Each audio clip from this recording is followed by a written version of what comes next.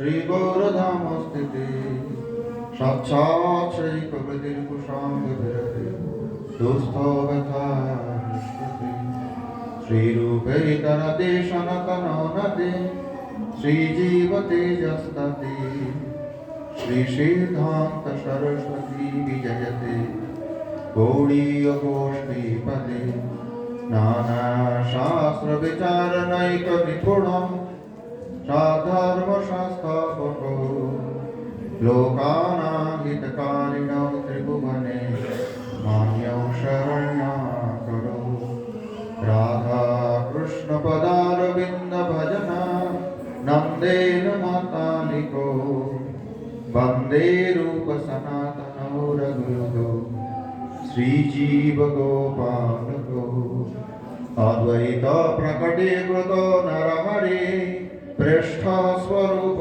प्रियो नित्यानंद सख सनातन गति श्री रूप केतना लक्ष्मी प्राणपति गदाधर रसोल्लासी जगन्नाथ भू शांग पांग सपर्षद सदयता देव शची नंदन। आज हम सब एकत्रित हुए हैं। हमारे जो पूज्य कनिका प्रसाद गोस्वामी जी ने मुझे भी निमंत्रण दिया है और ये कहना है कि 11 बजे से यहाँ जो है विद्वत गोष्ठी। मैं तो विद्वत गोष्ठी में बैठने लायक अपने को नहीं समझता हूँ। क्यों कि विद्वत जन तो ये सब रहे और भी सारे वृंदावन में है। मैं तो इनके चरण के रज के बराबर नहीं हूँ, ये सत्य कहता हूँ। परंतु जैसे मौका मिला हरि कीर्तन का, कीर्तनाक्ष भक्ति याजन का, इसलिए मैं इन गोस्वामी जी को और सभी का धन्यवाद देना चाहता हूँ सर्वप्रथम कि मुझे कीर्तनार्थ भक्ति याजन के लिए एक अवसर प्रदान किया गया है। चलो जीव गोस्वामी जी की विशेषता दिखा जाए तो कुछ विलक्षण तो उनमें दिखते हैं। बाकी जितने सारे महाप्रभु के पार्षद वृंद है जो कि कृष्ण लीला में भी किसी न किसी रूप में है और गौर लीला में है नित्य पार्षद, इनमें तो सभी महाप्रभु के एकांत रूप से उनकी मनोभिष्ट पूर्ण करने के लिए विभिन्न प्रकार से प्रयास किया।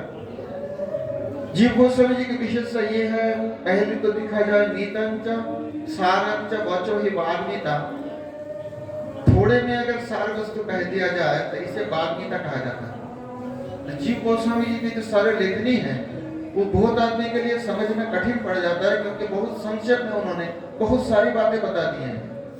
एक दृष्टांत स्वरूप कहता हूँ, श्री भक्ति रसामृत सिंधु ग्रंथ में श्री रूप गोस्वामी जहाँ पर शास्त्र उदाहरण देकर ये प्रमाण करना चाहिए कि जो भगवान मुक्ति तो तुरंत दे देते हैं, भगवान कृष्ण भक्ति तुरंत नहीं देते हैं। परंतु मथुरा मंडल में कार्तिक के महीने में कोई अगर दामोदर जी का पूजन करे तो वो दुर्लभ भक्ति उन्हें मिल जाती है।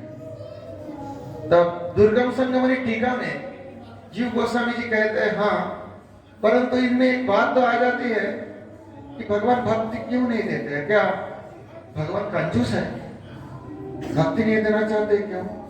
उन्होंने कह दिया है कि देखिए इनके लिए कोई योग्यता की आवश्यकता होती है। क्या योग्यता है? एक शब्द में बताया और वो शब्द ढूंढते ढूंढते आदमी परेशान हो जाता है। सर्व अन्य स्वपर हित निरपेक्षत्व एवं योग्यता तो सर्वान्य परहित निरपेक्ष, अर्थात अपने हित हो और दूसरे के हित हो।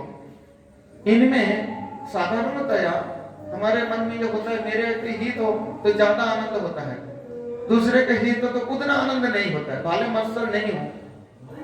तो जीव गोस्वामी जी कहते हैं जब ऐसी मन की स्थिति हो किसी साधक को अपने हित स्व पर और दूसरे के हित में बराबर आनंद हो, तब जाके वो भक्ति प्राप्त करने की योग्यता प्राप्त करते हैं। ये वाग्मिता है, एक शब्द में उन्होंने बता दिया भक्ति की योग्यता क्या है, और इसलिए भगवान तुरंत भक्ति किसी को नहीं देते हैं। परंतु कार्तिक महीने की महिमा है और ब्रज धाम की ये महिमा है कि ब्रज धाम में कार्तिक के महीने में कोई अगर भगवान दामोदर की पूजन करे तो दुर्लभ भक्ति उन्हें प्राप्त हो सकते हैं। दूसरी बात देखिए, ये जो हमारे रूप सनातन गोस्वामी आदि विशेष रूप से रूप गोस्वामी जी ने जो एक चतुर्थ प्रस्थान रस प्रस्थान का प्रकट किए हैं महाप्रभु के आदेश। महाप्रभु ने स्वयं बताए कि पारापार शून्य भक्ति रस सिंधु तुम्हारे चाखाइते तक वही एक बिंदु चैतन्य चरितामृत। भक्ति रस सिंधु जो है परापर सुनना है। तुम्हें थोड़ा आस्वादन कराने के लिए मैं एक बूंद कहता हूँ, और उसी के आधार पर श्री रूप गोस्वामी प्रभु ने भक्ति रसामृत सिंधु की रचना कर दी है, उज्ज्वल लीलमणि रचना किए हैं और रस प्रस्थान को स्थापित किए हैं चतुर्थ प्रस्थान के रूप में, परंतु ये वेद विरोधी नहीं है। इस बात पे ध्यान देने योग्य है। वृंदावन में बहुत सारे रसिक उपासना करते हैं, परंतु ये लोग वेद मानने के लिए तैयार नहीं है, वैदिक विधि के अनुसार चलने के लिए तैयार नहीं है। परंतु हमारे जो पूर्वाचार्य माधव गौड़ीय संप्रदाय के, ब्रह्म माधव गौड़ीय संप्रदाय के जो पूर्वाचार्य ने हमें वेद विरोधिता नहीं सिखाए हैं, दोनों भाव का समन्वय किया गया है और वेद के आधार पर रस प्रस्थान की जो स्थिति है। क्यों?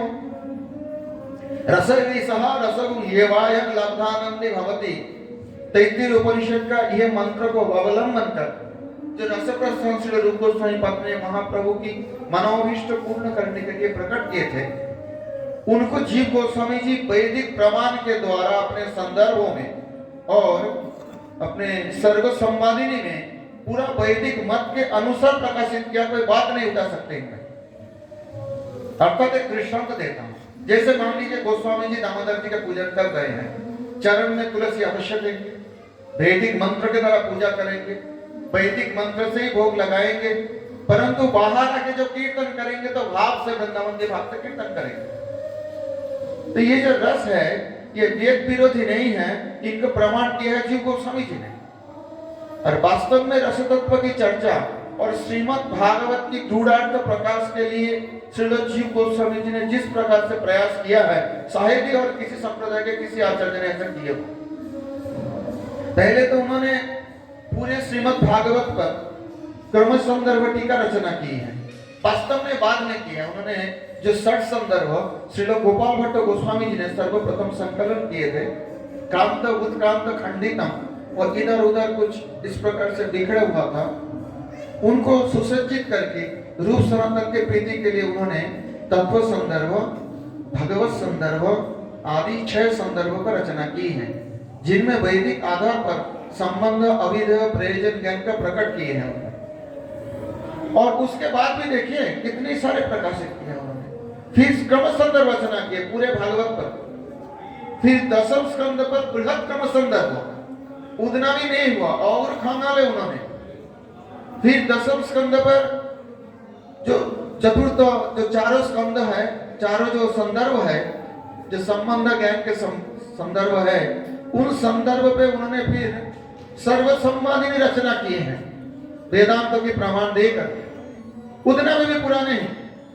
फिर उन्होंने गोपाल चंपू रचना की है, जिनमें ब्रज लीला को विशेष रूप से प्रकाशित किए गए हैं वैदिक आधार पर। तो हम लोग जरूर रसोपासक है, परंतु हम वेद विरोधी नहीं हैं। ये स्थापन करने के लिए श्री जीव गोस्वामी जी ने हमें इस प्रकार ग्रंथ रत्न प्रदान किए हैं, जिसके आधार पे हम लोग प्राकृत सहजिया नहीं बनेंगे, बनेंगे तो अप्राकृत सहजिया बनेंगे।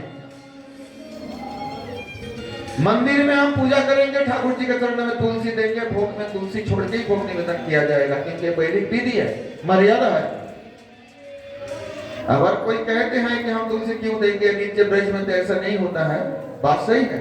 सेवा साधक रूपेण सिद्ध रूपेण चात्र ही तद्भावलिप सुना कार्य ब्रज लोकानुसारता। रूप गोस्वामी जी के जो वचन है कि साधक रूप से भी सेवा करना चाहिए, सिद्ध रूप से भी सेवा करना। साधक रूप से बाह्य शरीर में, जब तक हमारे शरीर है, रूप सनातन आदि गोस्वामी वृंद के अनुसरण कर उस प्रकार विधि अनुसार सेवा करनी चाहिए।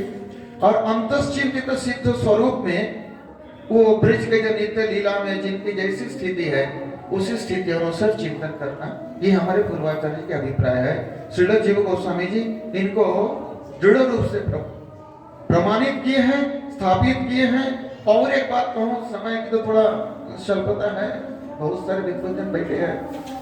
ये जो अचिंत्य भेदाभेद बात, कोई कहीं संशय हो जाता है कि निम्बादित्य संप्रदाय में जो स्वाभाविक द्वैतवाद है, उनका ये एडिशन है। वास्तव में ऐसा नहीं है।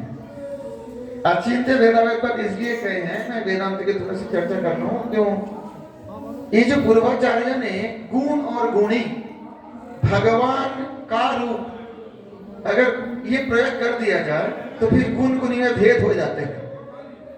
जो ब्रह्म सजातीय विजातीय स्वगत भेद रहित ऐसे ब्रह्म में किस प्रकार से गुण गुणी हो सकते हैं?